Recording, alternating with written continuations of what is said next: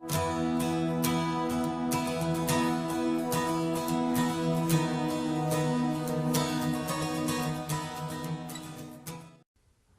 irmãos, um bom dia, a paz do Senhor. Meu Deus, vocês estão dormindo ainda, é o frio, né? Bom dia, a paz do Senhor, gente. Meu Deus. Vamos de novo? Bom dia, a paz do Senhor. Oh, agora sim, que bonito quando a igreja é unânime nisso. Meus irmãos, deixe-me, antes de qualquer coisa, explicar a vocês porque nós estamos ministrando a classe única hoje. Nós temos a responsabilidade, o dever, conforme o regimento da nossa igreja, as normas da igreja presbiteriana, nós temos a responsabilidade de instruir a igreja acerca da escolha, da eleição de oficiais, presbíteros e diáconos. Isso é uma responsabilidade, é um dever nosso, pastor e conselho atual da igreja, fazer isso. Nós entendemos que a maneira mais eficaz é nós estarmos aqui abrindo a palavra de Deus, estudando juntos e pensando juntos, orando juntos por esse assunto. Então, hoje nós vamos estar falando um pouco sobre esse assunto, e os irmãos sabem que nós temos aí o compromisso, no dia 24 de agosto, escolher 4 presbíteros e 6 diáconos. Estão aí o primeiro aviso do nosso boletim. Convocação da Assembleia Extraordinária para a eleição de presbíteros e diáconos no dia 24, no horário da nossa escola, às 9 horas, nós vamos nos reunir para escolher 4 presbíteros e 6 diáconos. Então, nós estamos aí dentro desse processo em que estamos orando, pensando, para no dia 24 nos reunirmos para a escolha. Isso faz parte da vida da igreja. Os irmãos que já são membros da igreja há mais tempo sabem bem do que eu estou falando. Para que esse processo aconteça, nós temos que, durante o período de 21, que já começou, a 10 de agosto, nós temos que fazer indicações. Eu vou pedir que o irmão Altair me traga, por favor, um papel de indicação. Não sei quantos irmãos na entrada do templo perceberam, mas esses papéis já estão ali à disposição. Você tem a responsabilidade de, até 10 de agosto, fazer essas indicações. Muito obrigado. Como? Joia. Muito bem. Muito obrigado. Então, está aqui, é um papel pequeno, está ali na entrada do nosso templo. Você vai pegar esse papel, que é o papel, o formulário adequado, vai colocar o seu nome e, no canto esquerdo, você vai colocar 4 indicações para presbíteros e, no canto direito, no lado direito, até 6 indicações para diácono. É uma folha simples, dá para entender tranquilo. Então, nós temos o período de 21 de julho até 10 de agosto para fazer isso. Tranquilo, irmãos? Amém? Então, você vai pegar o papel, que já é membro da igreja, colocar seu nome, pensar. Você não precisa fazer isso agora, de imediato, às pressas, de qualquer jeito, não pode. Pensa, ora, né? Nós ainda temos um tempo para você fazer essas indicações. Agora, deixa eu falar com a igreja. No culto à noite eu falo dessas coisas muito rápido, mas hoje eu preciso falar mais com os irmãos sobre isso e vou ter que falar pelo menos mais uma vez. Dentro do sistema nosso de eleição, essas indicações que vocês fazem, elas são muito importantes. Tá? Elas são muito importantes. É dessas indicações que nós vamos tirar uma lista de nomes para apresentar para vocês no dia 24. Se vocês não indicarem nada, nós vamos chegar aqui dia 24 e falar, gente, não tem eleição. Então, depende das indicações de vocês. Os nomes que receberam mais indicações, preferencialmente, serão trazidos aqui para a nossa Assembleia. Então, é importantíssimo esse momento. Porque, às vezes, você pensa o seguinte, o pastor disse que já pode fazer indicação. Eu não vou fazer indicação, não, mas eu venho na Assembleia. E na Assembleia eu voto, eu escolho. Então, se você fizer isso e mais pessoas pensarem como você, nós vamos ter problemas na nossa Assembleia, com poucos nomes indicados. Então, todos os membros da igreja precisam agora parar, pensar, lembrar assim, olha, eu estou sendo convocado para participar, para ajudar, vou fazer o melhor possível pela igreja. Então, eu vou pensar, vou orar e vou fazer essas indicações. Quanto mais membros da igreja indicarem, melhor. Amém? Se eu não fui claro o suficiente, por favor, você pode perguntar. Esse momento agora, você pode perguntar à vontade. Às vezes, no culto à noite, não pode. Pois não, Cleusmar? É uma pré-eleição. Isso mesmo. Pois não.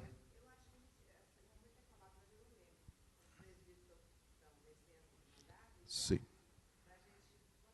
Muito bom, bem lembrado. Domingo passado, no culto, dona Elza, eu fiz isso, mas eu tenho a convicção de que preciso fazer mais vezes. Vamos fazer isso agora. Presbíteros que estão vencendo seu mandato. É uma pena que nem todos estão aqui para... Mas eu vou fazer isso numa hora que eles estejam aqui, porque tem membros novos da igreja que às vezes não conhecem. Então, estão vencendo o presbítero Davi Rocha, o presbítero José Mauro. O presbítero José Mauro está lá atrás, por gentileza, José Mauro. Embora seja bem conhecido, o presbítero José Mauro está vencendo. Presbítero Davi, obrigado, presbítero José Mauro. E presbítero Sebastião Gomes, esposo da dona Nice, conhecido da igreja também. Tá certo? Diáconos. Vamos ver se eu lembro aqui. São muitos. Diácono Silas,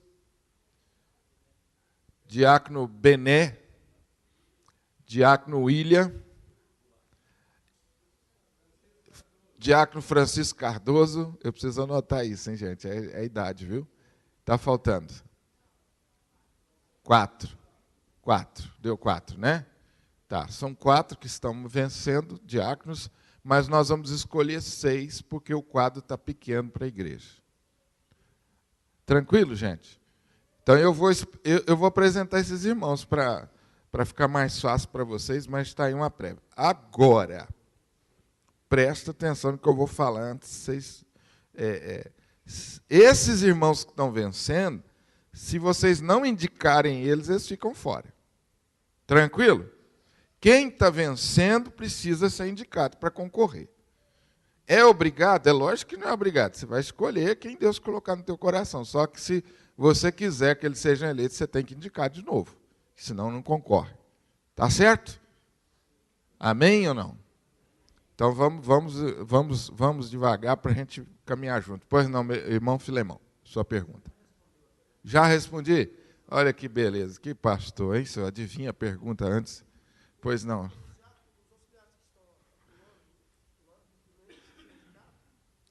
Óbvio, claro. O diácono Agostinho está perguntando se os diáconos que estão atuando como auxiliares precisam ser indicados. Precisam, sim. Claro. Quem são esses diáconos auxiliares? São os diáconos que estão, os irmãos que estão cooperando com a junta, mas não são ou não foram ainda eleitos.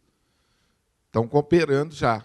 Por quê? Porque a nossa junta precisa de pessoas para ajudar. E esses irmãos, então, se dispuseram. Foram consultados, se dispuseram. Outros Nós procuramos, conversamos e eles se dispuseram, então precisam ser indicados. Posteriormente, eu posso apresentar. Quem são os auxiliares hoje que estão? Estou vendo ali o Anderson Mamed. Anderson Oliveira, por favor, Anderson Mamed, fica de pé, por favor. Anderson Oliveira também é o diácono auxiliar. Quem mais? Gomes, por favor, Gomes, fica de pé também, são diáconos auxiliares. Quem mais? Acho que são só esses que estão aqui hoje. Depois eu apresento os outros. Arivaldo, como é que chama o Bur? Carlos Bur. Manuel, Valdir. Gente, eu vou fazer isso depois direito, podem assentar. Vou pegar o nome deles e vou apresentar isso para vocês, para não ficar falhas, tá? Mais alguma pergunta sobre isso? Pois não, Daniel.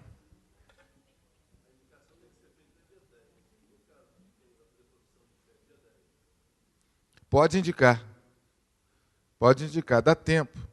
Vai fazer a profissão de fé no dia 10. Você tem até meia-noite para fazer as indicações. Então, você faz o seguinte, faz a sua indicação, guarda ela na Bíblia e no dia 10 você entrega. Olha que bonito que vai ficar.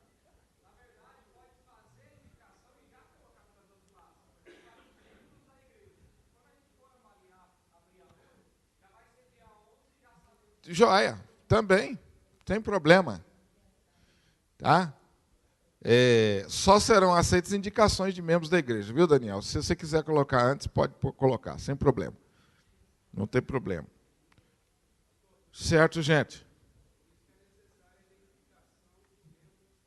É preciso colocar o nome, viu, gente? Se não colocar o nome, não adianta. Aí a gente não identifica.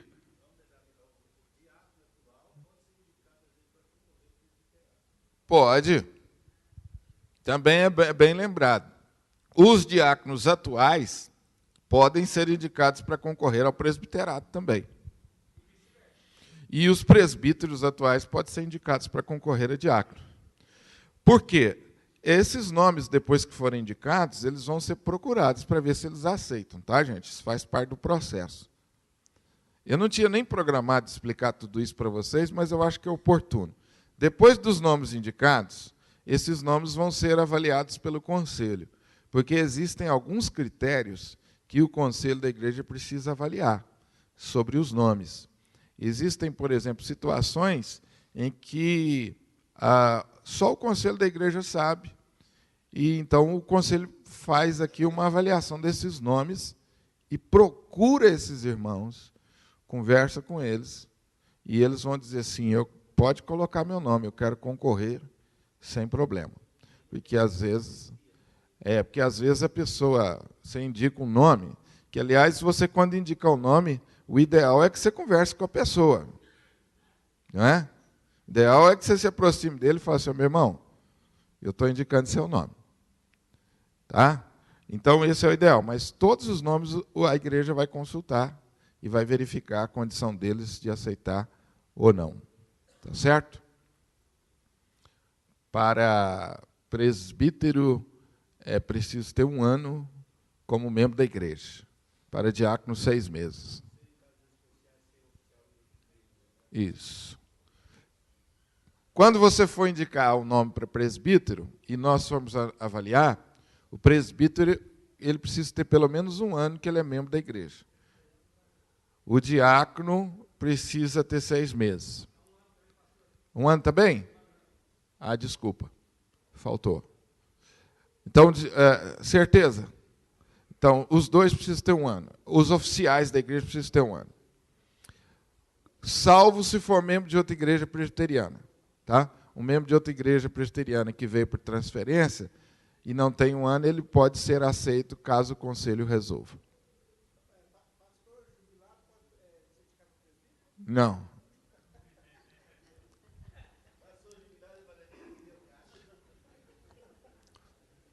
Você gosta de complicar, né, Agostinho? Pois não, Cleusmar.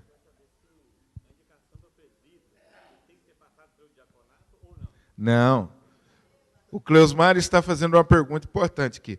Para ser indicado para presbítero, a pessoa tem que ter sido diácono? Não, não precisa não. Não existe isso não. Tá? Chega de pergunta, irmãos? Amém? Estão esclarecidos? Amém ou não? Tranquilo? Só mais uma, então vamos lá.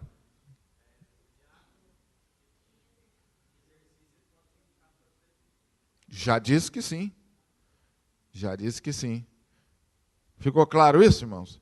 O diácono em exercício pode ser indicado para presbítero e o presbítero em exercício pode ser indicado para diácono. Certo?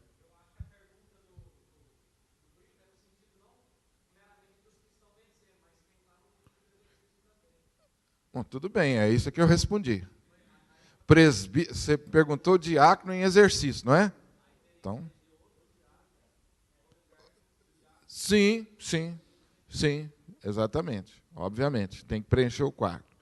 E aí, nesses casos, o conselho vai verificar posteriormente a necessidade, né, de mais pessoas e de recompor o quadro. Mais alguma pergunta, pessoal? Então, os irmãos têm até dia 10 de agosto para isso. Amém, gente? Nós vamos falar um pouquinho hoje sobre liderança na igreja, pensando em líderes de modo geral e pensando em presbíteros e diáconos como líderes da igreja. Eu tenho publicado no nosso boletim, e nesse domingo espero que vocês vejam aí, leiam, a importância da liderança no crescimento da igreja. Os irmãos deram uma lida já? Amém? Eu vou falar exatamente sobre esse tema, a importância da liderança no crescimento da igreja. Amém? Vamos orar antes de prosseguir. Senhor nosso Deus e Pai, nós te pedimos agora, quando mais uma vez abrimos a Tua palavra, que o Teu Espírito Santo nos auxilie e nos ajude a compreender com profundidade aquilo que a Tua palavra prescreve, nos ensina sobre esse assunto. Que o Teu Espírito Santo ilumine as nossas mentes, nos capacite a falar, nos capacite a entender, para que a igreja, Senhor Deus, seja edificada e para que a igreja possa continuar crescendo, possa continuar cumprindo a sua missão nesse mundo, nesse lugar, nessa cidade. Ó Deus, para tanto, nós pedimos o derramar da sua graça sobre os nossos corações. Afasta de nós toda e qualquer coisa que porventura possa impedir, ó Deus, que sejamos edificados.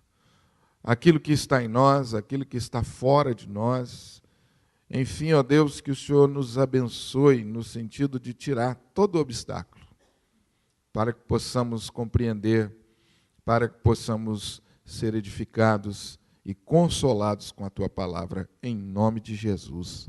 Amém. Será que falar sobre liderança na igreja é realmente importante? Tem tantos assuntos necessários para a vida da igreja. Eu acho que se eu fosse fazer aqui uma pesquisa, os irmãos nós íamos escolher aqui muitos temas que você gostaria de ouvir, que você acha importante, coisas que nós precisamos conhecer, que estão aqui na palavra de Deus.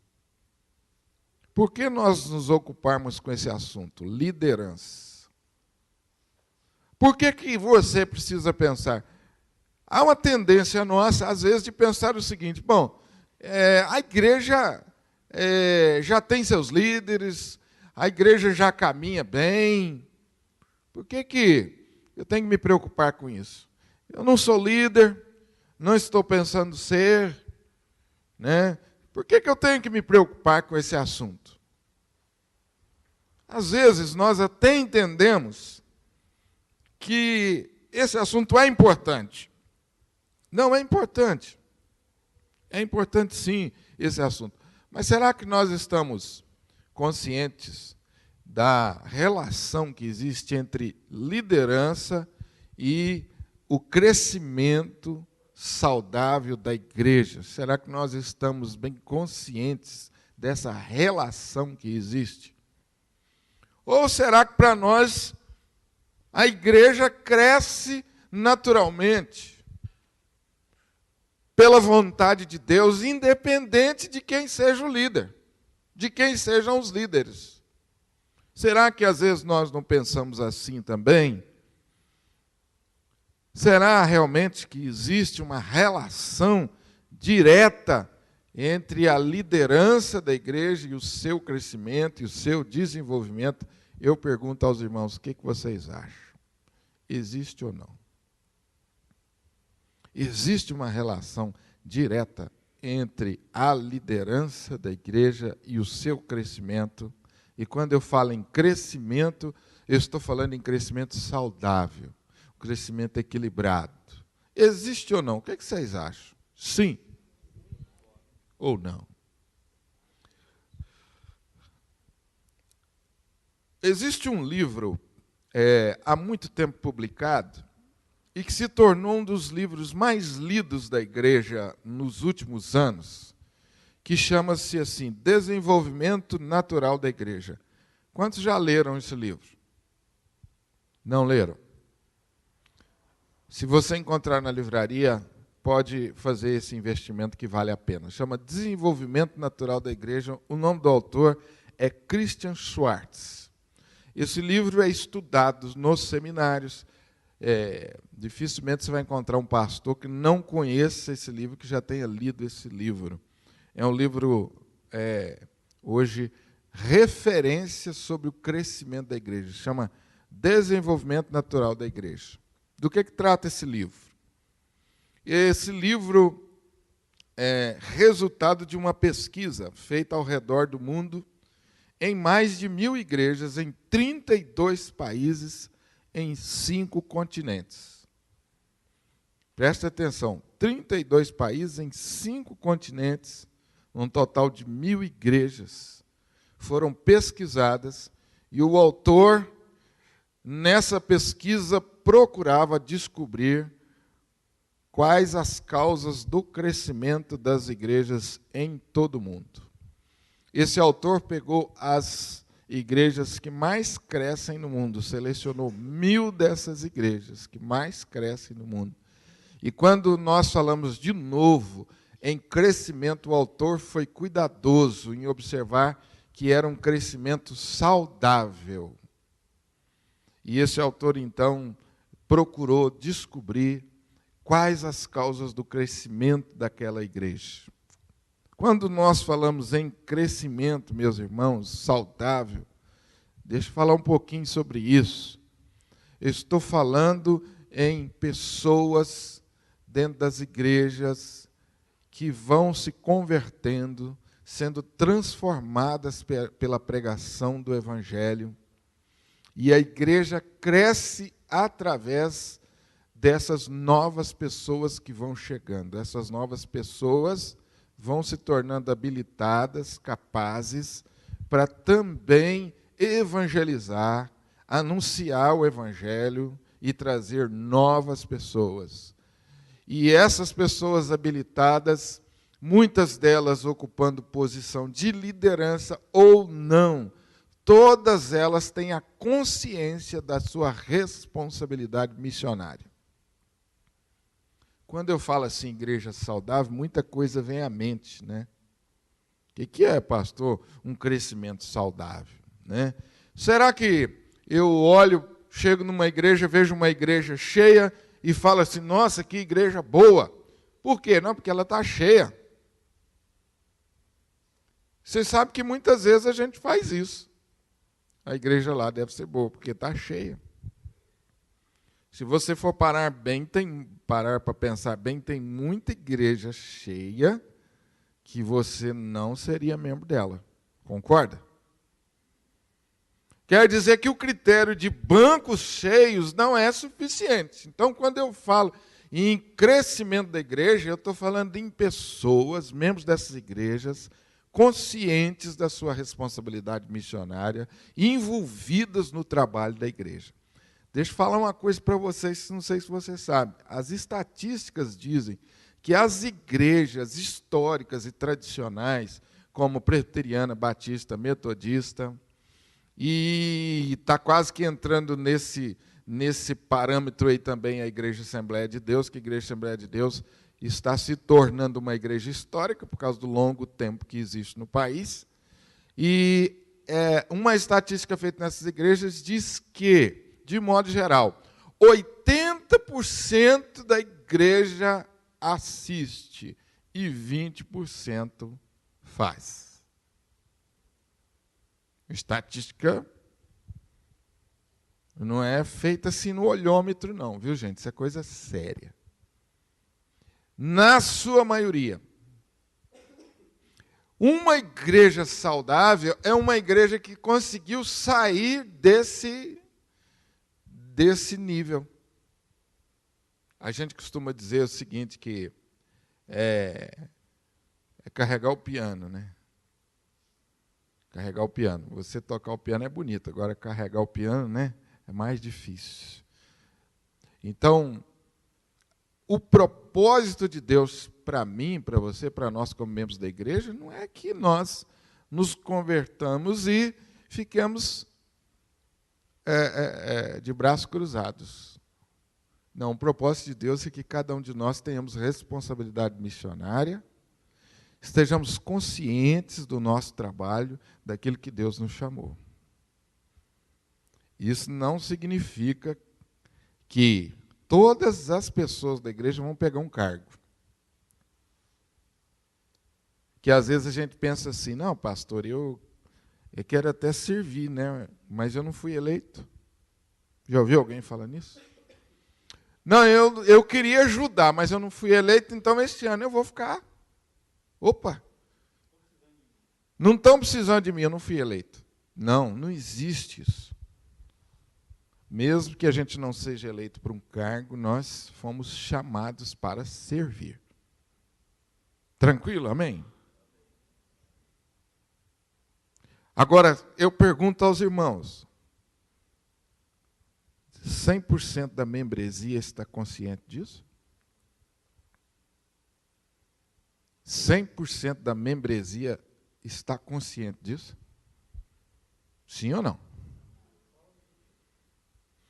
A estatística diz que não, né? A estatística diz que apenas 20%. E é interessante que as estatísticas dizem também que esses 20%, normalmente, eles estão sobrecarregados.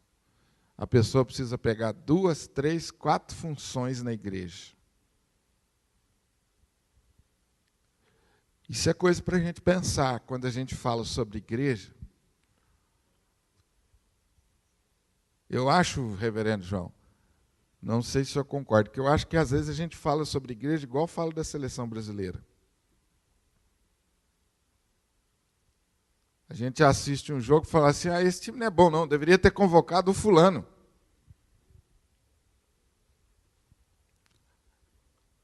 Só que, quem nós somos para criticar a seleção brasileira? Só torcedores, não é? E nós falamos mesmo.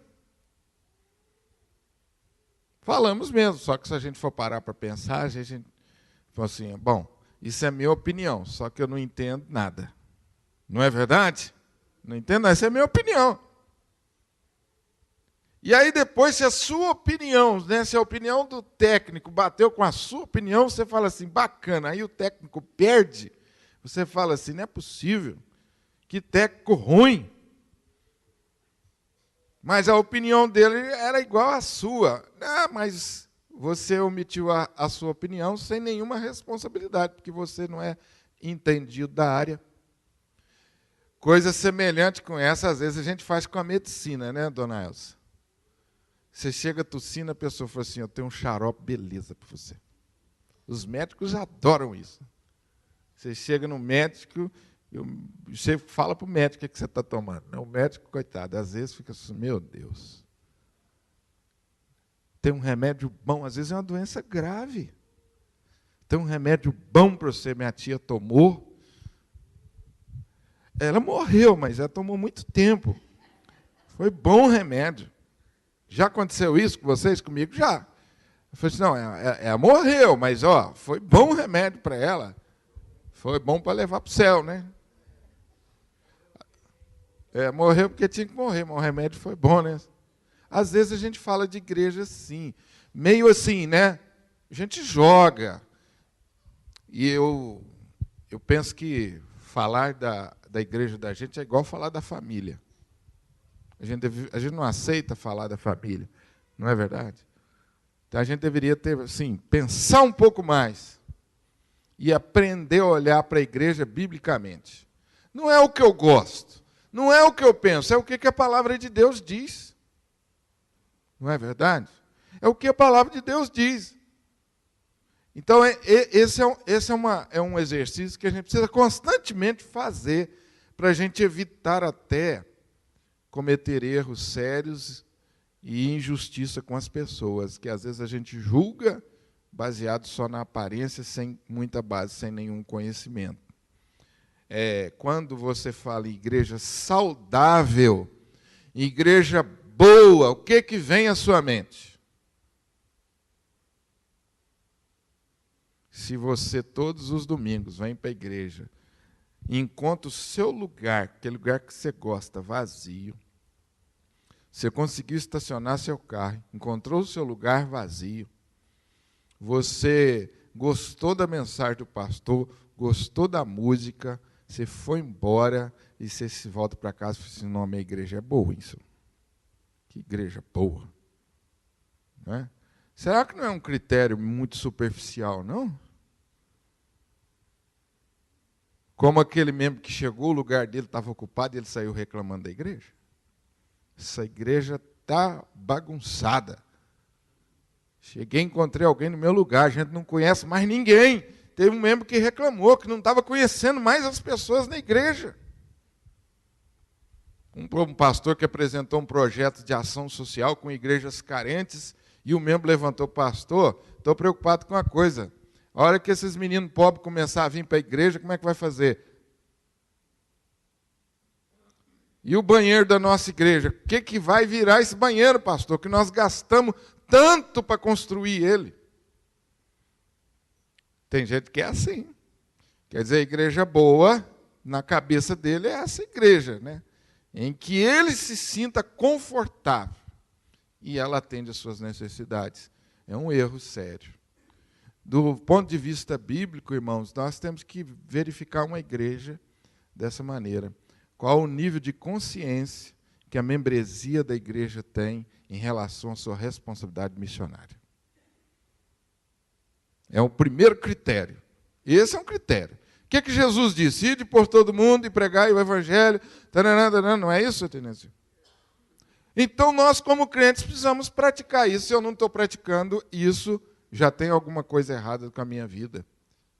E se eu entrei para a igreja e não entendi esse propósito de Deus para mim, não entendi que eu tenho responsabilidade na evangelização, no chamado missionário, então eu ainda não cheguei nesse ponto.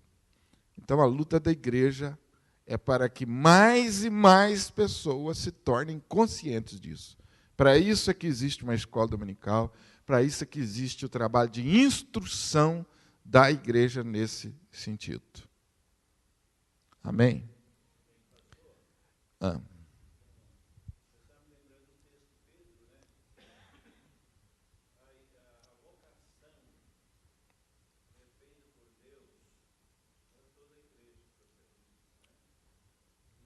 Sacerdócio santo, nação santa.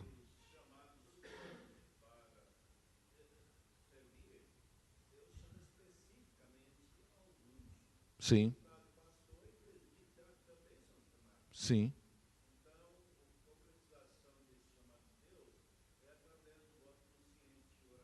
Sem dúvida.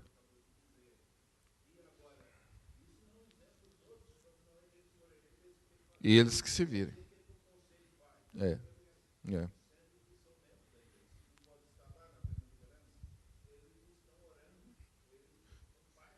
Sem dúvida. É esse que eu queria colocar para vocês, que nós temos uma tendência de escolher as pessoas para o cargo e achar assim, agora a responsabilidade é deles. Então, é por isso que a igreja, de modo geral, fica na estatística 20-80. 20 trabalha e 80 assiste. Por quê? Porque os 20 foram eleitos. Então, a responsabilidade agora é deles. Então, uma igreja saudável é uma igreja que saiu desse patamar e que a membresia, de modo geral, entendeu que ele, embora não eleito, ele tem uma responsabilidade missionária no trabalho. Sim? Pois não?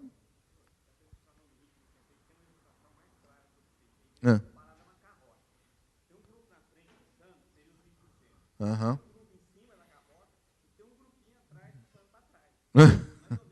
Tá certo. Muito bem. Deixa eu voltar de novo lá onde eu estava falando da pesquisa com 1.000 igrejas, 32 países em 5 continentes.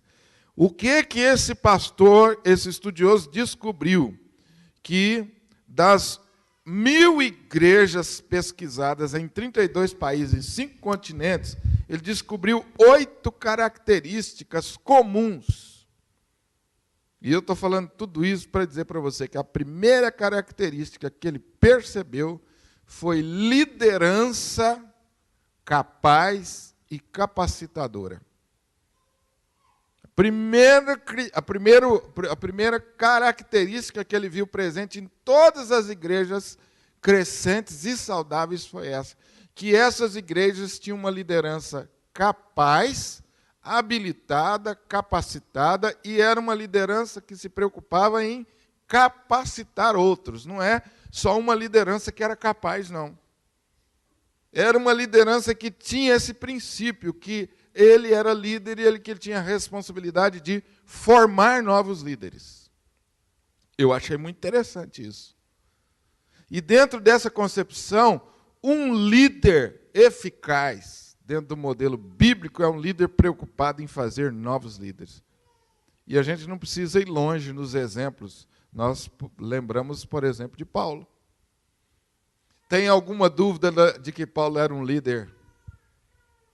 Ninguém tem dúvida disso, capaz.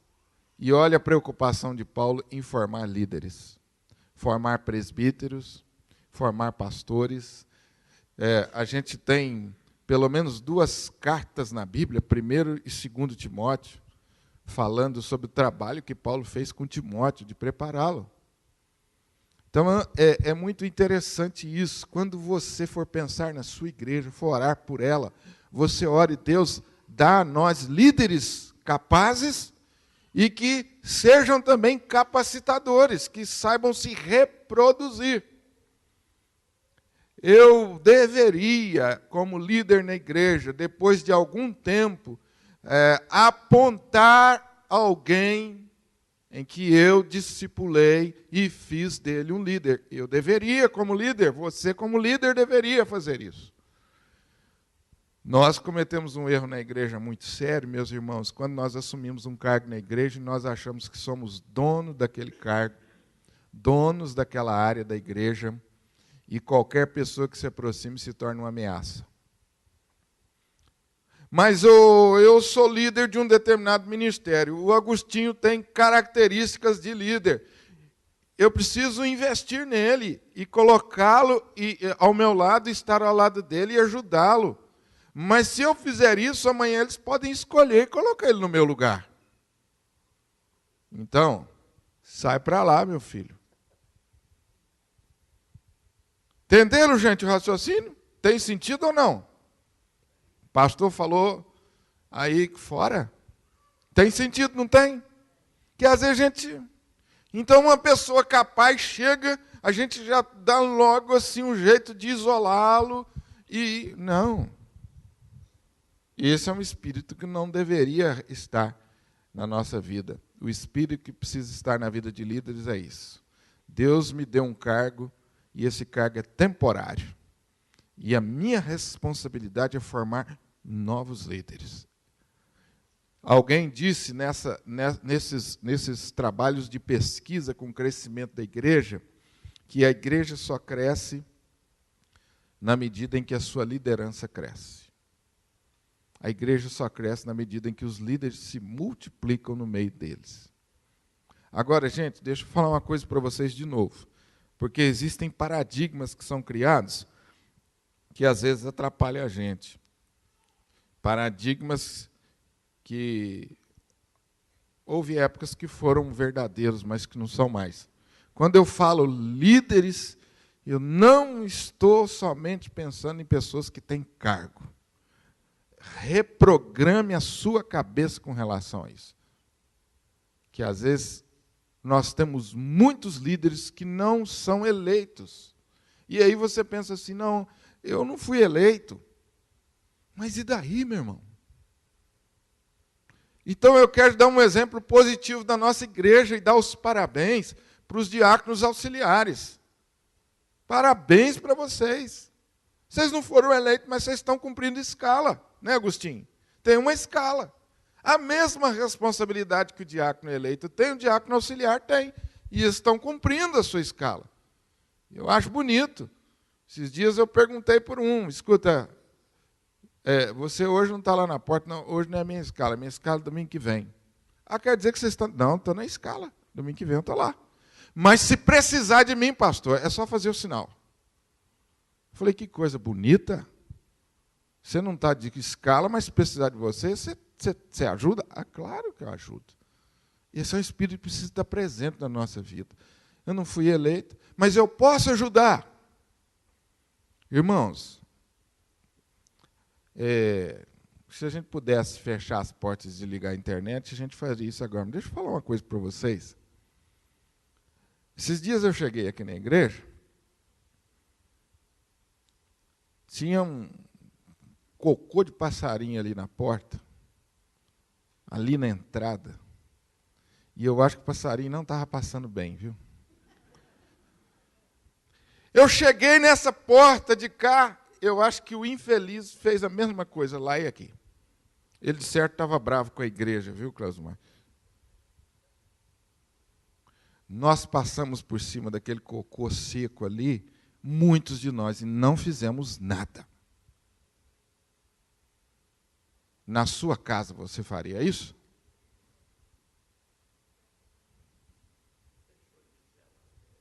Ó.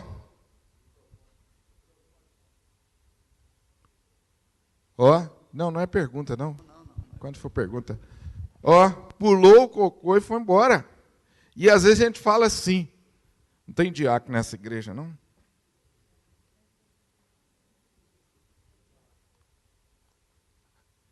Aí esse abençoado aqui, que não é membro da igreja, foi lá no fundo, pegou um pano e limpou. Falei, Daniel, tem um cocôzão lá na porta, fica tranquilo, pastor. Foi lá, pegou um pano. Escuta, me dá um pano aí.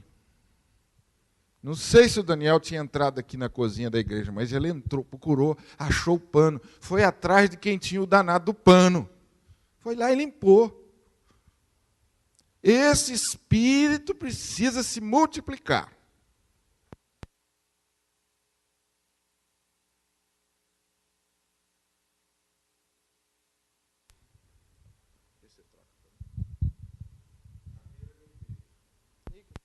As cadeiras na igreja, por exemplo. Terminou um evento, o que a gente faz? Vai embora. Ô, meus irmãos, o que custa a maioria de nós pegar uma cadeira que eu sentei durante o culto e colocar lá no fundo no lugar? Eu sei que é responsabilidade dos diáconos, os diáconos sabem, mas o que custa? Imagina que bonito seria se nós levantássemos, pegássemos a cadeira e colocássemos lá no lugar. Que bonito!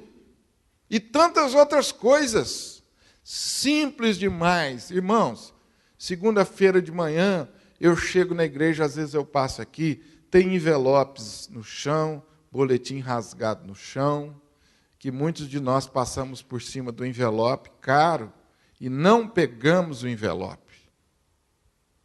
Era só abaixar e pegar o envelope e colocar de novo. E o irmão falou para mim, pastor, eu acho que não está dando certo colocar uns envelopes no banco, porque eles estão caindo e as crianças estão pisando. Eu falei, o errado é nós, meu irmão, que vimos o envelope no chão e não pegamos. O errado não é colocar o envelope lá. Quantos passamos por cima? Eu estou citando exemplos negativos da igreja, e é lógico, eu citei positivo também, e tem muitos positivos. Muitos positivos. Mas eu queria só dar uns exemplos para você pensar que para você ser útil, você não precisa de cargo nenhum. Nenhum. Coisas simples que você e eu podemos fazer para abençoar a vida dos outros.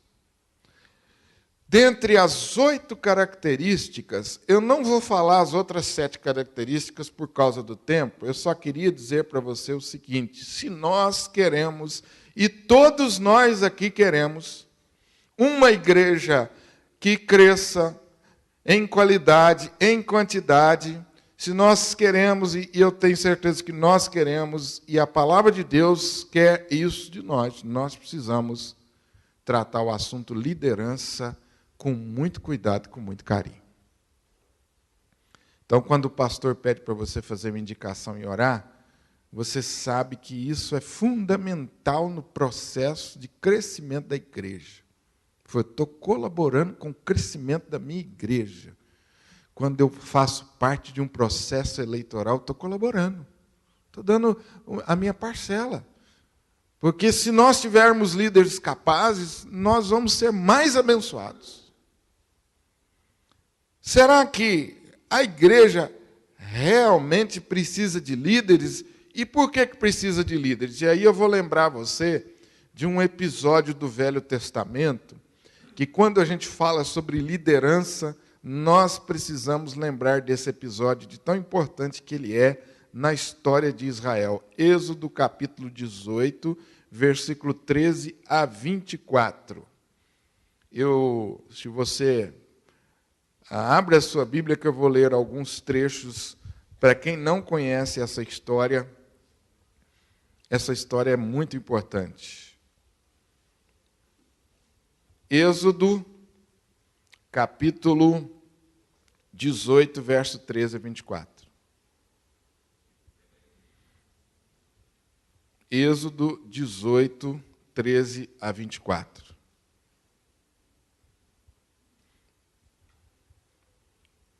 Amém? E aconteceu que no outro dia Moisés assentou-se para julgar o povo. O povo estava em pé diante de Moisés, desde a manhã até a tarde. Observe os detalhes. Moisés se assentou para julgar. O povo ficou em pé, esperando ser atendido de manhã até a tarde. Vendo, pois, o sogro de Moisés tudo o que ele fazia ao povo, disse: que é isto que tu fazes ao povo? Por que te assentas só, e todo o povo está em pé diante de ti, desde manhã até a tarde? Então o sogro de Moisés observou aquilo e falou assim: Moisés, o que é isso que você está fazendo? O povo está aí em pé esperando você desde manhã até a tarde, Moisés. Que é isso que você está fazendo? Então o sogro de Moisés disse a ele. Então Moisés respondeu ao seu sogro, melhor: é porque esse povo vem a mim para consultar a Deus.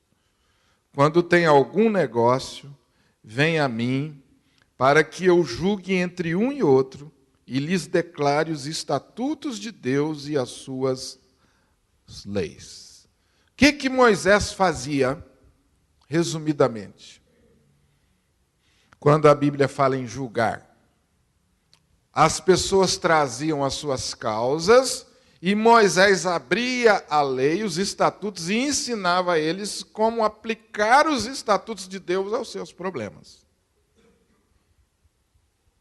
Então o irmão estava lá, discutiu com o outro. Teve lá um problema com o seu vizinho lá. E os dois não se acertaram.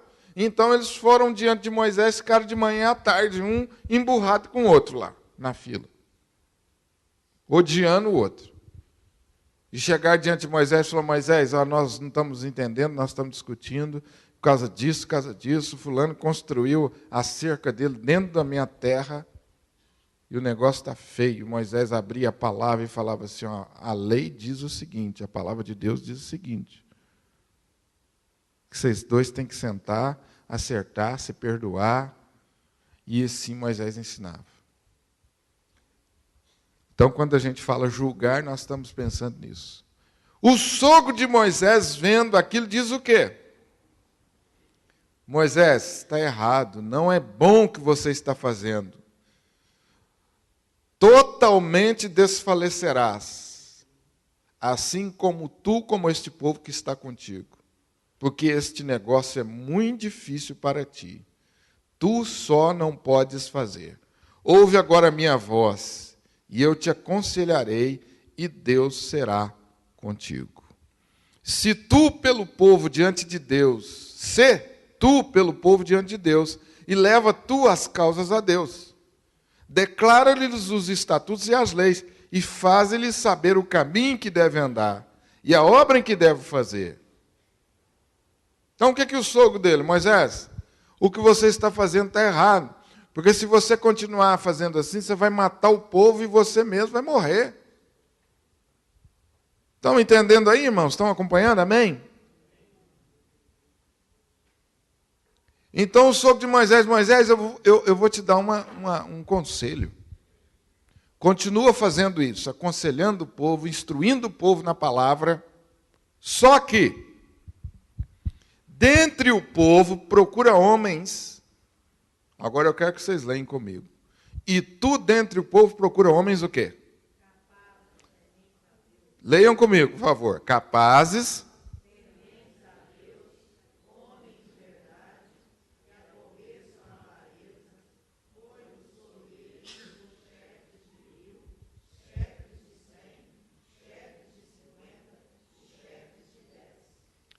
Pode continuar mais um pouquinho. Para que julguem. E seja que todo negócio grave tragam a ti. Mas todo negócio pequeno, eles o julguem. E assim a ti mesmo te aliviarás da... E eles as levarão contigo. Se isto fizeres, e Deus tu mandar, poderás então subsistir. Assim também todo esse povo em paz irá ao seu lugar. E Moisés deu ouvidos ao seu sogro e fez tudo quando ele tinha dito. Qual foi o conselho aí de Jetro para o seu sogro, hein? Para Moisés? Primeira coisa, Moisés, você vai fazer o quê? Escolher homens o quê? Qualquer um, Moisés. Você abriu o olho e aponta o dedo, é esse mesmo? Não. Moisés, se você continuar fazendo o trabalho sozinho, você vai morrer, o povo vai ficar insatisfeito, vai voltar para casa insatisfeito, vai morrer aqui na fila. Parecia a fila do antigo INPS lá, viu? Na tenda de Moisés. Do SUS. Então, o sogro dele falou assim, Moisés, você está trabalhando errado. Procura homens para te ajudar. E que homens serão esses? Que tipo de homens? Capazes, tementes a Deus, homens de verdade, que odeiam a avareza. E aí você divida a responsabilidade com eles. 1.150 e esse povo vai resolver as pequenas causas. E só as causas mais graves vão trazer a ti. E Moisés fez isso e foi bênção pura. Aqui eu queria tecer alguns comentários com vocês. Primeira coisa. O mesmo erro de Moisés, às vezes, nós cometemos como líderes, principalmente nós pastores. Mesmo erro. Querendo levar tudo sozinho, fazer tudo sozinho. Quando eu leio esse texto, a primeira coisa que eu penso é no meu trabalho, antes de olhar para o seu. Porque Moisés tinha a responsabilidade de ser pastor do povo. A Bíblia diz que foi o homem mais manso que pisou sobre a terra. O trabalho de Moisés era pastoreio. E a ideia de Moisés é que aquilo era só ele que podia fazer e que toda a responsabilidade era dele. E o sogro dele, depois fala mal de sogro, né? E o sogro dele, muito sábio, falou: Moisés, você vai morrer. Irmãos, eu já falei isso aqui uma vez da igreja. Moisés errou. Mas eu pergunto para vocês, e o povo? Né, Amélia? Porque está vendo que Moisés estava morrendo e não fazia nada. Não estava errado, irmãos? Moisés estava morrendo, o povo... Moisés chegava no final da tarde com o olho fundo, cansado, e ninguém estava nem aí.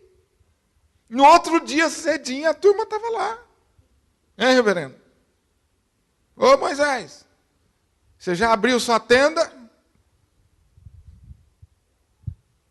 E aqui a gente fica pensando nos detalhes. Como é que ficava a família de Moisés, hein? A esposa, os filhos, as suas obrigações. E como é que ficava o povo, que também não era atendido? Então estava faltando ali muita sabedoria, muito discernimento. Às vezes o pastor erra, o líder erra querendo levar tudo sozinho. Gente, a maior bênção que existe na vida do líder... Quantos aqui tem um cargo na igreja? Um cargo. Pelo menos um cargo. Pô, gente, vocês estão com preguiça, levanta a mão, é bom para esquentar. Se você não aprender a trabalhar em equipe, você é um péssimo líder. Se você não aprender a distribuir funções dentro da sua área, você é péssimo líder. E hoje em dia não se aceita ninguém numa empresa que não saiba trabalhar em equipe. Estou certo, Zé Mauro? Estou certo, Holmes? Vocês trabalham em grandes empresas e tem muitos aqui outros. Líder centralizador está fora. E às vezes a gente faz assim, né? E aí você chega para a pessoa e fala: fulano, o que está acontecendo? Ele falou assim: ninguém me ajuda. O povo não quer saber de nada, pastor. Às vezes o problema é seu, que não chama ninguém para te ajudar, que só quer que as coisas sejam feitas do seu jeito. E o problema ainda é que quem não delega, às vezes, tem medo de que alguém faça melhor que ele.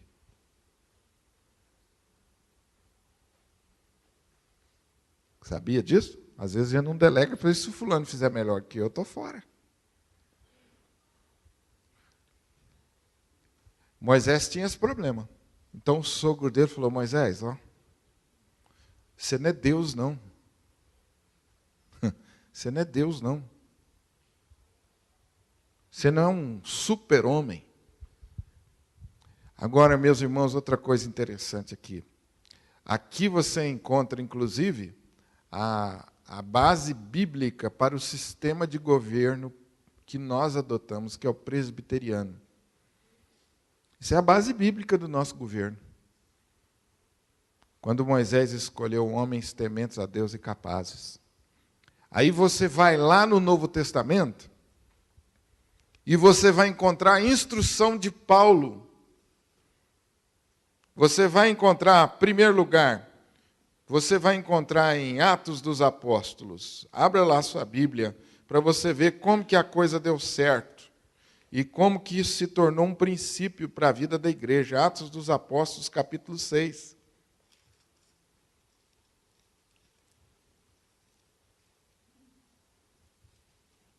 Olha o que estava acontecendo lá em Atos dos Apóstolos.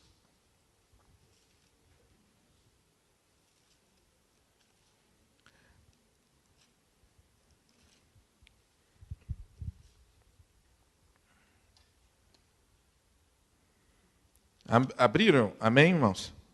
Capítulo 6, olha o que estava acontecendo. Ora, naqueles dias, multiplicando-se o número dos discípulos, ou seja, houve crescimento na igreja. Os discípulos se multiplicaram. Houve também o quê? Murmuração. Que murmuração era esta? As viúvas dos helenistas, não estavam sendo atendidas como as viúvas dos hebreus. Helenistas eram mulheres gregas que tinham se casado com esposos com homens judeus ou vice-versa. Viúva dos hebreus era uma hebreia que tinha que se casado com um hebreu.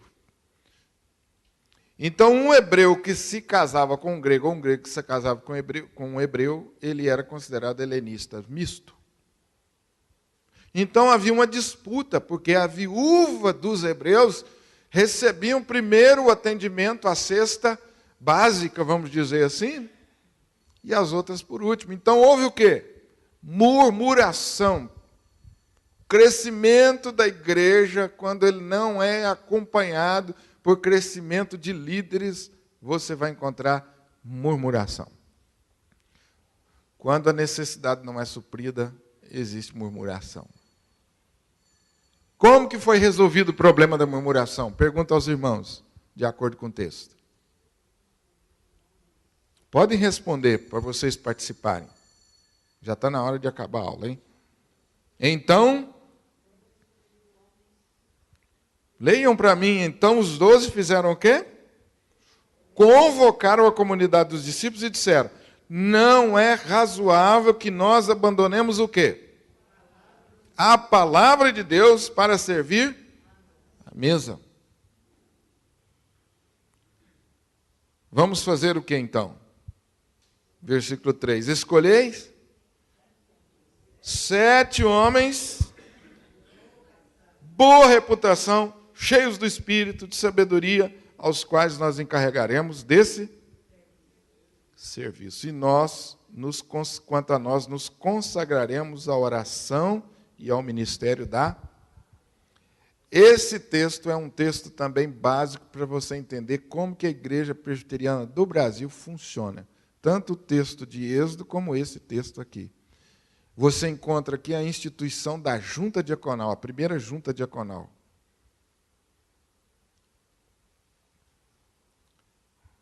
O trabalho dos apóstolos aqui foi seguido pelo trabalho dos pastores e presbíteros.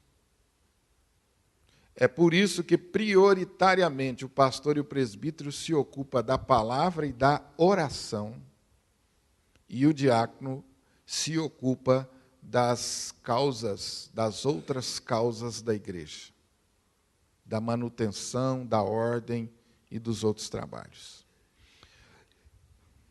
Existe muita gente que pensa que o presbítero é um cargo superior ao diácono. Isso é um erro gravíssimo. Olha a qualificação dos diáconos. Homem de boa reputação, cheio do Espírito e homens aptos para o trabalho, homens que não tinham preguiça, porque seriam encarregados de um serviço, de uma tarefa. E os outros iam fazer o quê? Se encarregar do quê? O que diz o texto aí? E quanto a nós, a oração e ao ministério da palavra. Agora, presta atenção na minha pergunta. Quem fez isso? Foram os apóstolos, a igreja que tomou iniciativa, ou foi a direção do Espírito Santo? Hã? Quem fez essa forma de organização?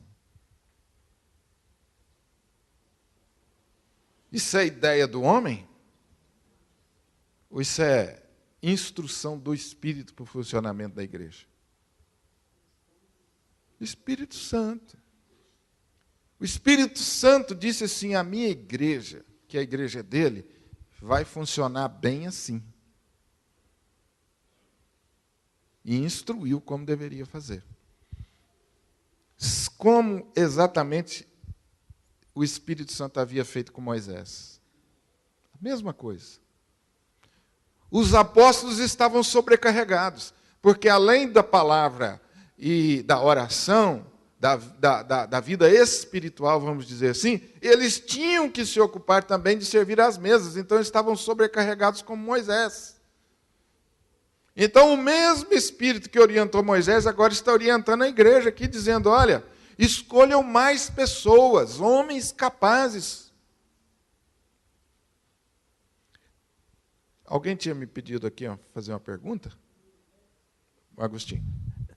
Será que é com base nesse texto aí que tem uma igreja presbiteriana de Goiás que, para ser presbítero, primeiro ele tem que fazer tem que apresentar uma mensagem para a igreja, para comprovar que ele sabe da palavra e sabe expor a palavra para quem precisa ser exposto. Será que isso tem a ver com isso? Não sei.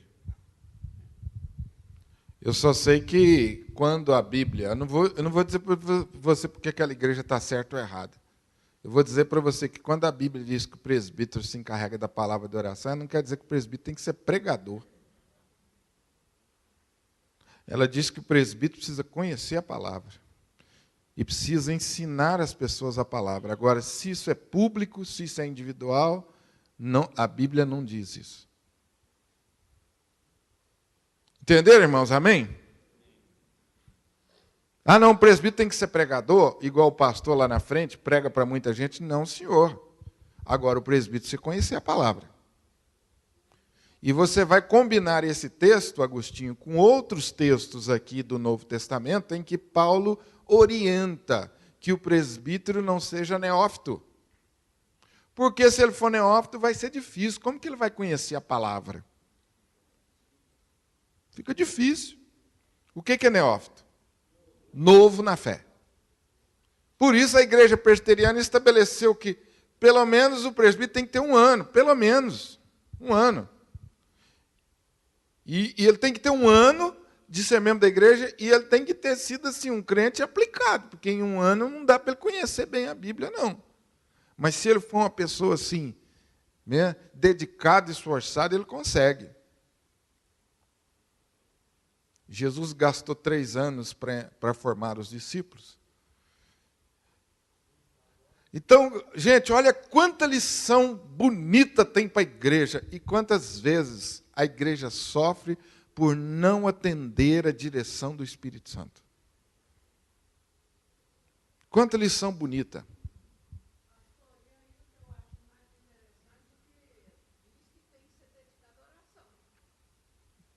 A oração e a palavra. As duas coisas. Ou seja, os apóstolos que mais tarde o cargo deles seria ocupado pelos pastores e presbíteros, eles precisavam ser homens de oração. Eles precisavam conhecer a palavra e saber ensinar a palavra, seja no pequeno grupo, seja no grupo grande, isso não importa. Até porque Paulo diz mais tarde que era função do presbítero orientar aqueles que estavam incorrendo em algum erro doutrinário. Vamos ver um texto junto com esse aqui. Bom, a outra coisa que eu queria destacar no texto aqui, são na verdade 3.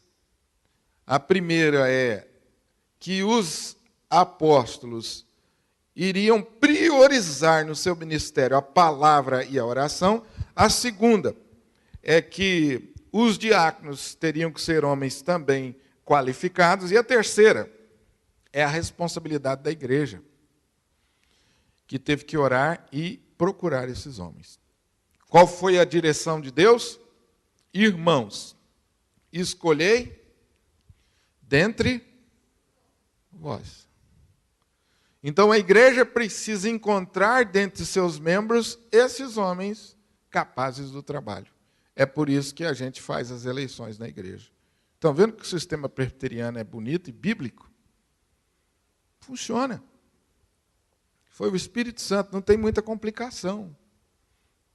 Agora, irmãos, a igreja saudável é aquela igreja que ela é um ambiente onde as pessoas podem crescer.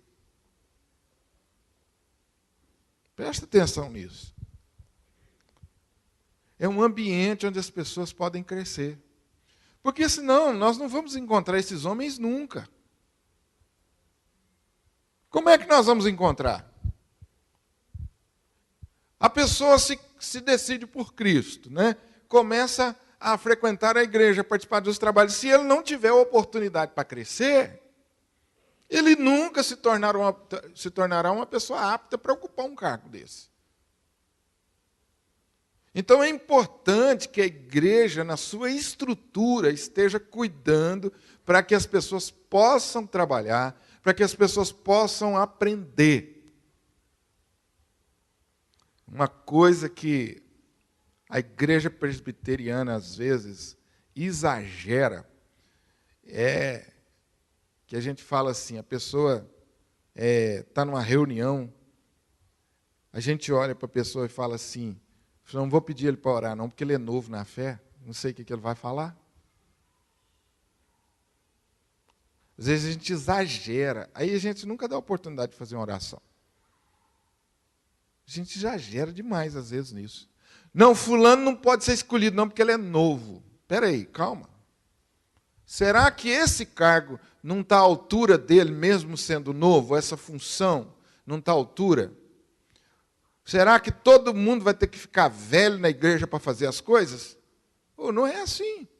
Então a gente tem que ter equilíbrio, né? Dar oportunidade para as pessoas. Eu acho bonito o que o departamento infantil faz. A professora começa como auxiliar. Começa vendo como que faz, mas está lá. Tem que preparar a lição. E aí, daqui a um tempo, ela se sente preparada, então ela já pode dar a lição. Não é assim que vocês fazem?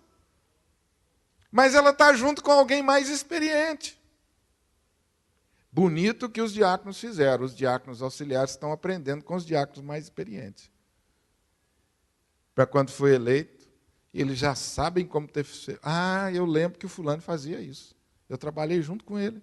Olha a responsabilidade dos diáconos mais velhos, hein, Agostinho? De ensinar os mais novos. Olha que bonito.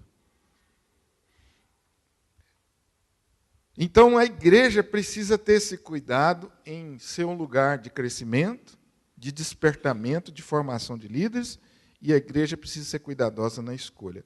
Você vai, por favor, agora lá em 1 Timóteo, para você ver a coerência, novamente aí, na palavra.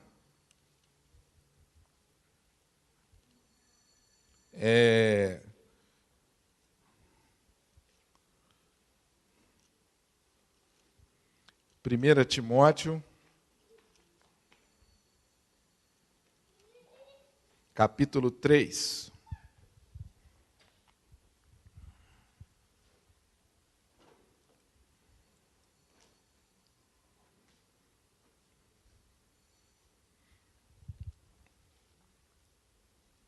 Primeiro Timóteo, capítulo 3. Amém, gente? Olha a instrução de Paulo para a igreja.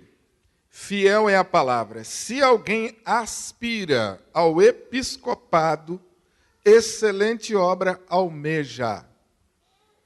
É necessário, portanto, que o bispo seja o quê? Leiam comigo.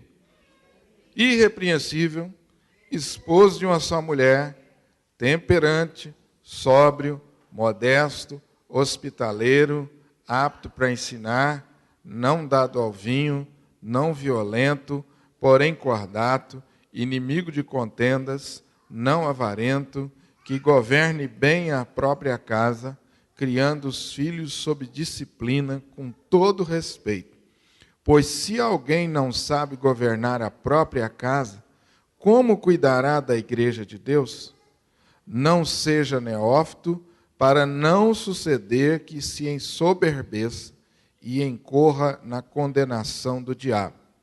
Pelo contrário, é necessário que ele tenha bom testemunho dos de fora, a fim de não cair no opróbrio e no laço do diabo. Semelhantemente, quanto aos diáconos, é necessário que sejam respeitáveis, de uma só palavra, não inclinados muito vinho, não cobiçosos de sorte da ganância, conservando o ministério da fé com a consciência limpa. Também sejam estes, primeiramente, experimentados, e se mostrarem irrepreensíveis, exerçam o diaconato. Amém? Vocês viram aí como que Paulo foi cuidadoso quando ele orienta a igreja na escolha dos seus líderes? Quando a Bíblia se refere a bispo ou a episcopado, ela está se referindo ao trabalho do presbítero. O episcopo é um tipo de presbítero, ele é um supervisor. A palavra episcopos, que é a palavra bispos, é uma palavra que você pode usá-la comparativamente aos presbíteros. Você pode olhar essa mesma palavra em Tito, que também fala sobre esses homens, e outros textos da palavra também que nos ensinam sobre a responsabilidade dos diáconos e presbíteros. Bom, eu disse para vocês 3 coisas importantes. Primeiro, que os presbíteros iriam se ocupar da palavra e da oração. Segundo, os diáconos seriam homens qualificados. E terceiro, que a igreja deveria encontrá-los. Agora, o que a igreja vai procurar nesses homens? Como que a igreja vai achar? Que qualidades a igreja precisa procurar? As qualidades estão aí. As qualidades estão aí. É necessário que seja irrepreensível. O que significa isso, hein, irmãos? Irrepreensível. Vida sem escândalo. Parece que a palavra irrepreensível é uma palavra que sintetiza muita coisa. É uma palavra que engloba muita coisa. E é exatamente essa a ideia. É alguém que tem bom testemunho dos de dentro e alguém que tem bom testemunho dos de fora.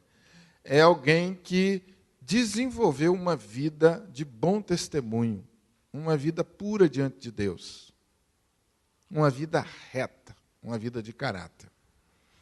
Certa vez, ministrando isso aqui a líderes, um presbítero, um homem que tinha sido indicado para presbítero, ele levantou-se e disse para mim assim: pastor, eu acho que o senhor pode tirar meu nome daí. Eu falei: mas por quê, meu irmão? Ele falou assim: eu nunca vou ser isso aí, ó.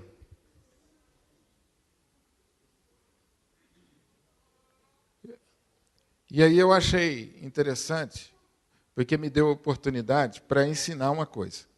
As virtudes espirituais, as características espirituais, irmãos, elas não nascem da noite para o dia. Porque talvez você leia esse texto aqui e fala assim: não escapa ninguém, viu, Samuel? Ninguém entra dentro desse esquema aí. Esse esquema aí a pessoa tem que ser 100%. Agora, irmãos, nós sabemos que não existe ninguém perfeito. O que é importante que nós estejamos visualizando? O crescimento da pessoa, o amadurecimento da pessoa. É importante que a pessoa tenha esse desejo de querer fazer o melhor para Deus. Essas qualidades, com o tempo, elas vão se formando. É por isso que o presbítero não é recomendável que ele seja neófito, porque ele não tem tempo ainda de exercício na fé para que essas características se tornem visíveis. Isso é mais fácil, pelo menos deveria ser mais fácil de ser percebido na vida de pessoas mais maduras, porque a comunidade já convive com ele e porque ele já teve tempo suficiente de ser provado, de desenvolver essas características. Então, quando você lê essa lista aqui, você não precisa ser extremamente rigoroso, não. Mas você precisa olhar aqui e dizer o seguinte: olha, eu estou crescendo em todas essas áreas aqui. Amém? Faz sentido, não faz? Interessante aqui que existem duas coisas aqui importantes que a Bíblia frisa aqui nessa lista, e eu já vou terminando. São características do presbítero em relação ao lar, em relação à sua família, características do presbítero e do líder em relação aos que são de fora. Primeiramente, ele precisa ser um homem de uma só mulher. Ele não pode ser um adúltero, muito menos um polígamo. Naqueles dias, isso era mais fácil de acontecer. Hoje nós temos leis contra isso. Mas, muitas vezes, esse tipo de comportamento acontece. Temperante, sóbrio, modesto, hospitaleiro. O verso 4 novamente faz menção ao líder em relação à família. Ele tem que ser esposo de uma só mulher. O verso 4 diz que governe bem, criando os filhos sob disciplina e com todo. E aí o apóstolo Paulo dá o argumento. Por quê, hein? Porque se ele não consegue governar a própria casa, como que ele vai liderar a igreja? Essa é uma pergunta que Paulo faz e deixa aqui uma interrogação.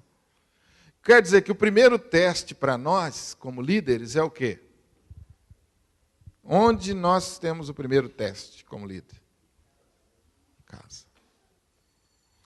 Eu acho interessante, não sei se vocês já observaram, que quando Jesus, há alguns episódios no Novo Testamento, que Jesus faz uma cura, ele ordena que a pessoa volte para casa.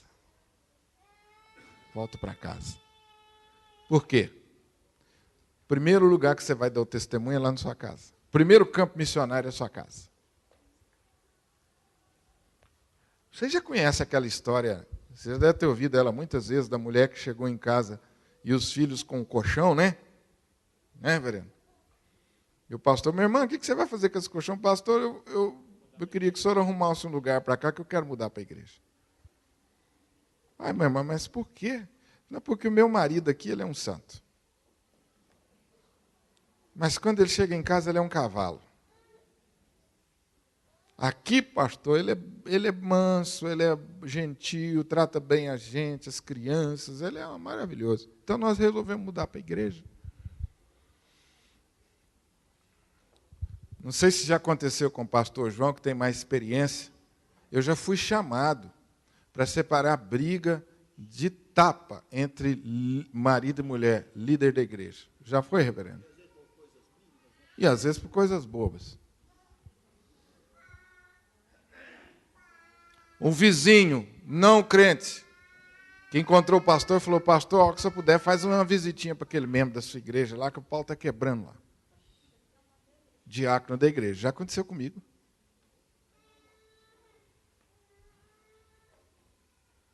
Você pensa assim, que é isso, pastor? Isso não existe no meio da igreja, irmãos. Não vamos ser infantil, não. Vamos ser infantil, não. Então, em primeiro lugar, a gente deveria saber, né? Se tivesse jeito, viu, Josafá? A comissão deveria saber, assim, quem que as mulheres votam. Se a mulher votar no marido, você pode saber que ele tem tudo para... Voto secreto, né? Ô, minha irmã, vota aí.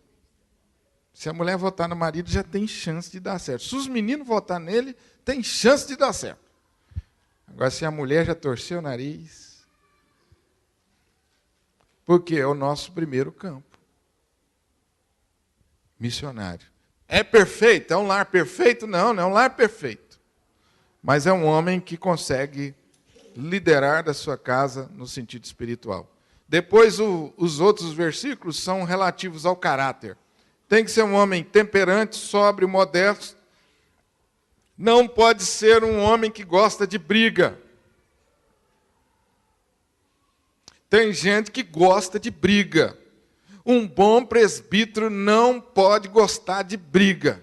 Briguento, tem gente briguento. Vocês conhecem gente briguento? Conhece, né? Qualquer coisinha já perde a estribeira.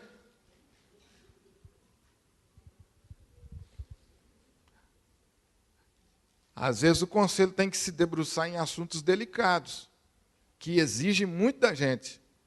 E o presbítero precisa ter equilíbrio. Eu já contei isso aqui, eu acho, né? Um pastor amigo meu lá no Espírito Santo, eu vou contar o milagre, mas não vou contar o santo, não.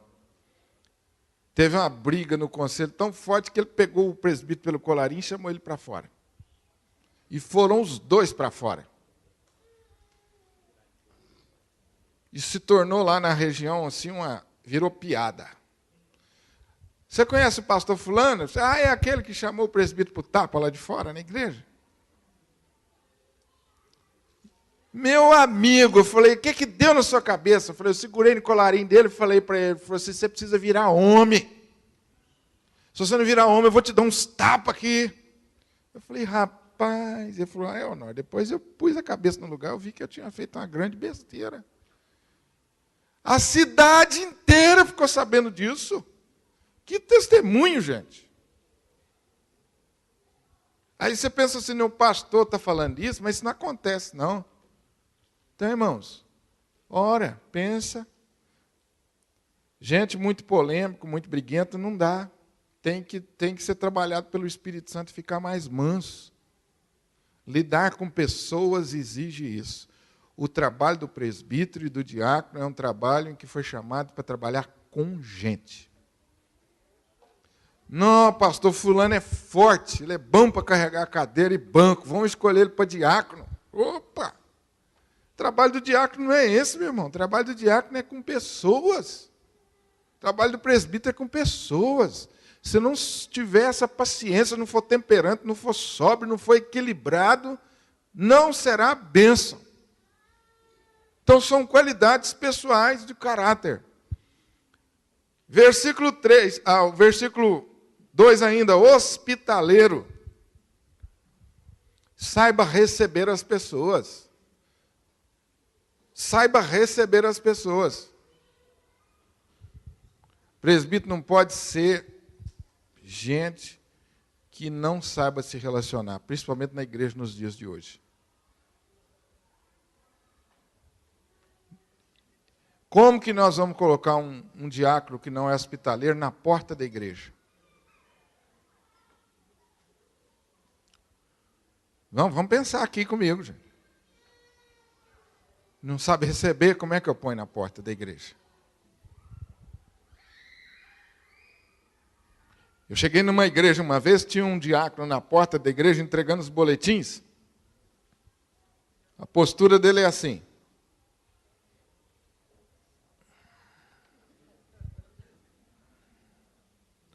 A pessoa passava e ele...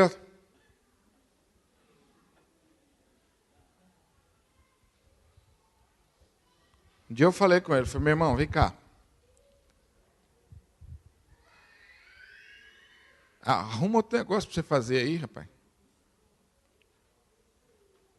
Não dá, do jeito que você está fazendo. Isso não é só a praia, não é seu jeito, não. Eu tive que arrumar todos os meios mais delicados para conversar com ele. Estava horrível aquilo. E quando você chega na porta da igreja, tem um cara com a cara amarrada.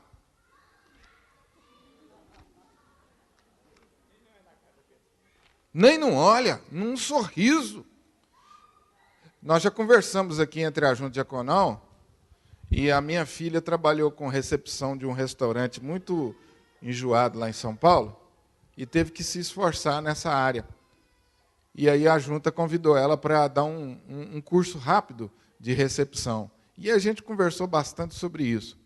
Então eu estava falando para os irmãos, tem dia que pode ser que você saiu da sua casa chateado, foi uma semana pesada, você tá mal. Todos nós, acontece isso com todos nós. Então, nesse dia, você chega para o seu irmão ou para o presidente da junta e fala, Agostinho, meu irmão, hoje eu queria que você me substituísse lá na porta da igreja, porque eu preciso sentar um pouco, preciso orar, a situação não está boa. Isso é normal. Agora, todo domingo a pessoa está com a cara amarrada, emburrada, não pega na mão de ninguém, é grosso. Tem gente que é grosso. Não pode. A Bíblia diz que você tem que ser bom, receber bem, tem que ser hospitaleiro. É difícil isso. E eu vou dizer uma coisa para vocês, gente. A gente, quando é mal recebido na igreja, a gente não volta. É ou não é? A primeira impressão é a que fica. Diáconos, vocês são a cara da nossa igreja. Duas coisas que a igreja precisa ter: diáconos hospitaleiros e pastor hospitaleiro. Essa serve para mim também. Porque se a pessoa já chega na porta da igreja, é mal recebida, olha lá na frente, e o pastor é aquele casca grossa também, ele fala: meu Deus do céu, o que eu vim fazer aqui? Uma vez eu estava fazendo exame de um pastor no presbitério, novo. E não sei se vocês sabem, o pastor lá, ele faz um teste lá, no culto lá. Ele prega, dirige o culto. E ele começou o culto assim, olhando para baixo, falou assim: vamos ficar de pé, gente?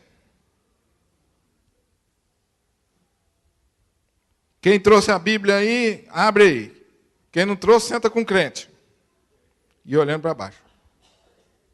Eu falei: cara, você já perdeu comigo. Nota 0 para você. Você pode fazer o melhor sermão que você tiver. Você foi grosso com a igreja.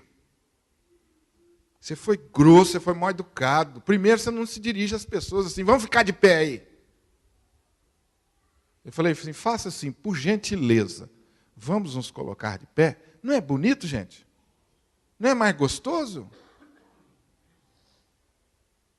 Se você não tiver Bíblia, senta com o crente. Ó, isso aí, de vez em quando, você usa isso para descontrair a pessoa, mas você está abrindo um culto, você já dá essa. Né? Então, tem umas coisas, irmãos, que a gente tem que se policiar. Isso faz parte da hospitalidade. Você chega na igreja, você já foi maltratado lá na porta, já levou um coice do diácono.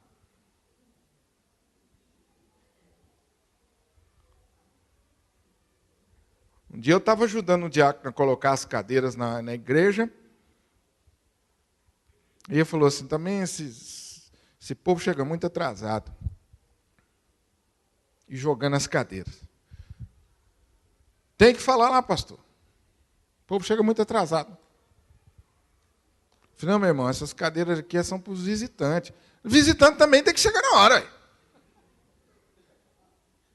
Ué, mas como é que faz? Ele é visitante, eu não posso... É uma questão de bom senso. Oh, graças a Deus que ele chegou 8 horas. Ó. Depois que ele começar a frequentar a igreja, ele vai ver que o culto começa às 7, ele vai entrar, mas ele é a primeira vez. Às vezes ele perdeu a hora, às vezes aconteceu alguma coisa, às vezes não tem hábito de vir à igreja. A igreja precisa ser receptível, ser compreensiva. A obrigação de chegar na hora é minha, que sou membro da igreja. Agora, do visitante, não, ele está chegando. Quer dizer, você convidou uma pessoa para jantar na sua casa às 19h30. E ele chegou às 8h, você já dá um esculacho nele, Daniel? Falei: marquei que você é 19h30, rapaz. Você não tem responsabilidade? Ninguém faz isso. Então, irmãos, hoje, a característica da igreja dos nossos dias, ela é assim. É uma igreja relacional. As pessoas estão carentes de ser bem atendidas, estão carentes de ser amadas. E uma boa forma de você demonstrar amor é você recebendo bem. Oh, que bom que você veio. Deus te abençoe. Dá um sorriso, entrega o boletim, se tiver de entregar, se não tiver. E acompanhe a pessoa para arrumar um lugar para ela sentar. Que também é desagradável uma pessoa que a gente convida para vir à igreja e não tem lugar para sentar. Não é desagradável? Isso faz parte da recepção. Então, o presbítero e o diácono precisa ser hospitaleiro. Não dado ao vinho. Precisa comentar isso aqui, né, gente? Não pode gostar de uma cachaça, né? Não pode ser encontrado num boteco. Misericórdia. Discreto. Não violento, cordato, inimigo de contendas, não avarento. Os primeiros a contribuir na igreja precisam ser presbítero e diácono. Uma vez a igreja minha lá no Espírito Santo foi fazer uma campanha de arrecadação. Aí, depois que nós resolvemos a campanha, eu peguei a lista e assinei, coloquei o meu valor e falei assim, agora cada um assina e põe o seu valor. Aí o presbítero falou comigo assim, pastor, mas vamos esperar a igreja primeiro. Eu falei, hã? Eu falei, meu irmão, os primeiros somos nós. Vamos pôr aí. Os primeiros somos nós, inclusive o pastor. Está aí meu nome na lista, agora põe de vocês. Eu tinha um diácono muito engraçado lá no Espírito Santo, que ele gostava muito de ofertar. E quando a gente fazia campanha, a gente reunia os presbíteros e a junta diaconal, e ele falava assim, pastor, você põe o seu nome primeiro, e só põe um valor bom, hein? E o segundo é o meu, porque eu sou pobre e vou pôr um valor alto. Os outros que são melhor de grana do que eu vão ficar constrangidos com a minha oferta e vai colocar tudo alto. Porque, pastor, tem uns camaradas aí, pão duro, tem dinheiro e não ajuda a igreja, então eu vou colocar minha oferta lá em cima que eu quero ver. Primeiro o senhor põe. Eu falei, não tem erro, está combinado. Depois isso virou brincadeira entre nós. Mas tem gente que é assim, irmãos, parece que tem um escorpião no bolso. Presbítero e diácono não pode ser avarento, não pode ser apegado ao lucro. Tenha bom testemunho dos de fora, a fim de não cair no opróbrio e no laço do diabo. Vocês sabem que tem muita gente no comércio que não gosta de fazer negócio com crente? Vocês sabem? Hã? Você está levantando a mão, é isso, não, Mar? Está vendo? Quem tem comércio aqui sabe. Quando eu mudei para Campinas, eu fui alugar uma casa lá em Campinas, e o pessoal me aconselhou, não fala que você é seminarista, não. Eu falei, pois por quê? Ele falou, porque tem muito seminarista aqui que não pagou, está devendo as imobiliárias, se você falar que é seminarista, eles não vão te alugar a casa. O filme está queimado. Já viu essa expressão? Eu falei, mas então está lascado, hein? Gente, eu suei, reverendo João, para arrumar um avalista lá. Eu precisava de um avalista para alugar uma casa quando eu morei. E eu fui no administrador do seminário, presbítero Newton. Presbítero Newton, eu preciso de um avalista. E o senhor é o homem que Deus colocou no meu caminho. E ele falou assim, misericórdia, Honório. A minha esposa já fez eu prometer que nunca mais eu vou ser avalista de nenhum estudante, porque eles já me deram o cano, eu tive que pagar, e eu não posso nem chegar com esse assunto na minha casa. Eu falei, presbítero Newton, o senhor é o homem que Deus colocou. E o senhor, por favor, não tem outra pessoa. Eu vou ter que voltar para trás, porque eu não tenho avalista, presbítero. Eu prometo para o senhor que eu vou pagar tintim por tintim, não vou atrasar um dia. Ele falou, eu já ouvi essa conversa, Honório. E eu fiquei lá, gente, insistindo com esse homem, insistindo. Eu, pastor Ricardo, pastor Lúcio. E eles estavam lá, pastor João Tavares do meu lado. Ele falou, Honório, esse homem é o bicho, não adianta, sei lá. Eu vou, Deus colocou ele aí. Tá bom, eu vou falar com a minha esposa hoje à noite. Amanhã você passa aqui, mas não alimenta esperança, não. Passei a noite inteira orando. No outro dia, o senhor Newton, ele falou assim, Deus fez um milagre, que a minha esposa concordou. Me dá aí. E sabe quando o cara assina o contrato assim? Eu falei para minha esposa, nós não vamos atrasar um dia esse aluguel, hein? 4 anos sem atrasar um dia sequer. Terminou o contrato, eu peguei o contrato, fui levar lá para ele e agradecer ele. Falei, senhor Nilton, está aqui, muito obrigado. Eu não atrasei um dia o aluguel, senhor Nilton. Nem um dia. Ele falou, tá bom, graças a Deus. Eu não fiz mais que a minha obrigação. Mas, gente, que dificuldade foi. Então, é um negócio sério isso. Então, o presbítero precisa, o diácono, é bom você ter muito de fora. Irmãos, nós continuamos outro dia. Amém? Amém ou não, gente? Vamos orar. Vamos ficar de pé e orar pedindo a Deus que nos dê discernimento?